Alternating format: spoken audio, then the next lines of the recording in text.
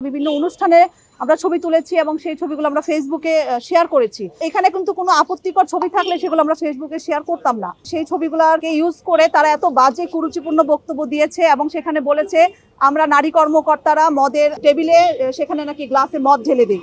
এই ধরনের দুঃসাহস দেখানোর কর্মকর্তা শিল্পকলা একাডেমি চায় না। শিল্পকলা একাডেমিতে আমরা যারা কাজ করছি এখানে 30 বছর চাকরি করব, 30 বছর আমরা ভাই ভাই হিসেবে এখানে থাকবো এবং আমাদের বোনদের যদি আজকে যৌন নিপীড়ন করা হয় আমি আশা করব আমাদের ভাইরা আমাদের সাথে থাকবে এবং তারা আমাদেরকে এখানে সহযোগিতা করবে। আজকে যারা আপনারা মিডিয়াতে আছেন আপনারা দেখবেন যে নারী সহকর্মীরা যদি নিপীড়িত হয় আপনারা পাশে দাঁড়ান। বলেন না যে খেলায় না পারলে মানুষ হচ্ছে সবচেয়ে দুর্বল পয়েন্টে হাত দেয়। আমার কাছে মনে হয় আপনাদের খেলা যার সাথে খেলা দরকার সেই সাথে খেলুন, আমাদের সাথে না। আজকে এখানে কে ডিজি হবে কে ডিজি হবে না সেটা আমরা জানি না।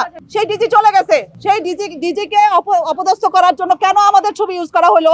যখন শিল্পকলা একাডেমির মতো একটা একাডেমির বিরুদ্ধে এই ধরনের অভিযোগ, নারী কেলেঙ্কারি, এই ধরনের কথা উঠবে, তখন বাংলাদেশের কোনো বাবা মা তাদের ছেলে মেয়েদেরকে আর নাচ গান শেখাতে চাইবে না।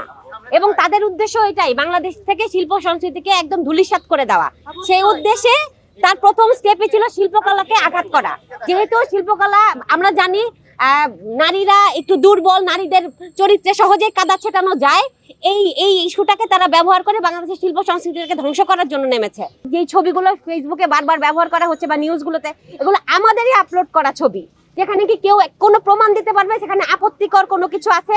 আমাদের সবাই জানে শিল্পকলা একাডেমিতে এশিয়ান আর্ট বিয়েনাল হয়, তখন অনেক ফরেনাররা আছে, বিদেশিরা আছে, তাদেরকে আমাদের নৈশভোজের আয়োজন করতে হয়। তখন আমরা সবাই শিল্পকলার প্রত্যেকটা মানুষ সেখানে উপস্থিত থাকে।